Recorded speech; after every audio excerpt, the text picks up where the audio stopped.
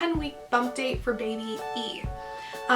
Baby E is our 11th pregnancy, and we are very hopeful that baby E will be our 5th baby to go full term and our 4th baby to come home.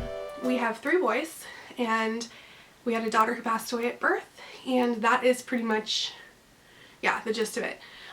If you want to know more, we do have a video all about our losses and kind of where we've come from.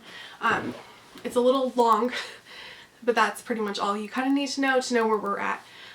So this is the 10th week, which means it's the end of the embryonic period of the development, and now it's starting the fetal period of the development, which means that it has all of its organs, everything that the baby needs, he has. And I'm going to say he a lot. Essentially, all that means is that the next phase is the baby is concentrating on growing and getting stronger and bigger, which is awesome. It's very exciting that we're finally to this point, a little less worried about miscarriages, although we're still wary because we know what can happen and we always will be afraid of the worst happening. It's kind of nice to have a little bit of breathing room. The head is half the size of his body, so the head is very disproportional to its body, and all of the fingernails, the hair, toenails are all starting to become visible. So again, all those little pieces are being put together. The baby really likes kicking, and the baby really likes drinking its pee, which is the amniotic fluid. And I always think it's so gross and funny and ironic that that's how it works, is they drink the amniotic fluid and they pee it out, and that's how they're practicing getting their body ready. The baby is a tad over 2 inches, and that's about the size of a lime, and it's about 1/4 ounce. So it's still really small. So this is the belly shot. Now we have an 8-month-old, so we got pregnant 6 months after him. So most of this is left over him. But I can't really hide the fact that we're pregnant anymore. And we have a lot of stretch marks. They're really light though, so they're not so horrible. And they do fade if I allow my body to go back. They fade pretty well. I'm still dealing with a ton of exhaustion. I'm sure I will until 13 weeks because that's usually when it tapers off for me. I'm finally getting over the congestion. I can still struggle to breathe through my nose, so as you can hear, I'm kind of like struggling to talk and breathe at the same time. But it's okay, it's just congestion. And it'll go away soon, I hope. My cravings are kind of odd this time. I've never craved these things, so I'm craving a lot of like lemonade and strawberries and grapes, and we even had I think it was kiwi the other day, and anything like sour I'm really wanting. But the ironic thing is the Prego Pops that they have for like nausea. So I've been trying to take those, which I've taken with every one of my pregnancies, and they actually are making me sick because they're too sweet. So it's weird that I'm craving a lot of sour but not sweet in general.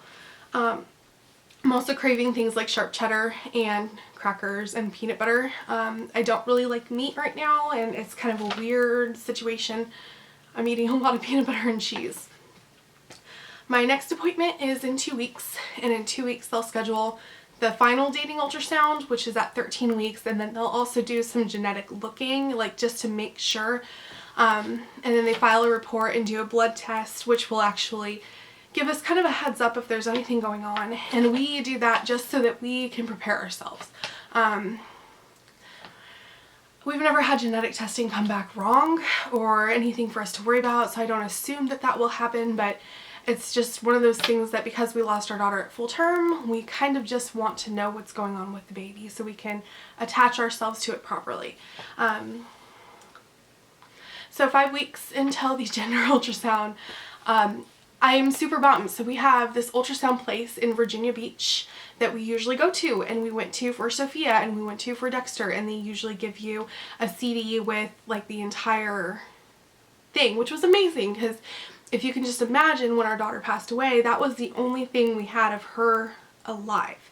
Her moving and her heartbeat, all that stuff was on that CD. So when we got pregnant with Dexter, of course we did the same thing. So our routine has been, we go down to Virginia Beach, which is 2 hours from us. We go to the same place, we find out what we're having, we go to Red Robin and have dinner, and then we go to the mall and find one thing for the baby. And that's what we've done. And unfortunately, the place still has their website up. They're still active on their Facebook, but they haven't returned any of our messages. And other people have complained too. So I don't know if they're in a transition period, if maybe they're remodeling. I have no idea what's going on. And their email is broken on their website. It doesn't go anywhere. So now I'm kind of torn because I really wanted to go to that one specific place. There is one near us, and it's a little more expensive, but we wouldn't have to drive as far, and there's a Red Robin Animal close by, so it's not too much of an issue or a change. I think I just really had my heart set on going to that one spot because that's where we found out that Sophia was Sophia. But I guess it'll be okay. So 5 weeks, we have no idea how we're going to announce the gender. So I had a couple ideas, and my husband is not really one for kind of putting in input. So if you have any ideas or any videos that you've done of your gender ultrasounds and reveals, I would love to see them. I'm trying to get caught up on YouTube, and I've watched most of the gender ultrasounds from everyone I'm subscribed to. So if you're new and I'm not subscribed to you, put your link below and tell me that you're a subscriber and that I'm not subscribed so that I can subscribe so I can see what you've done.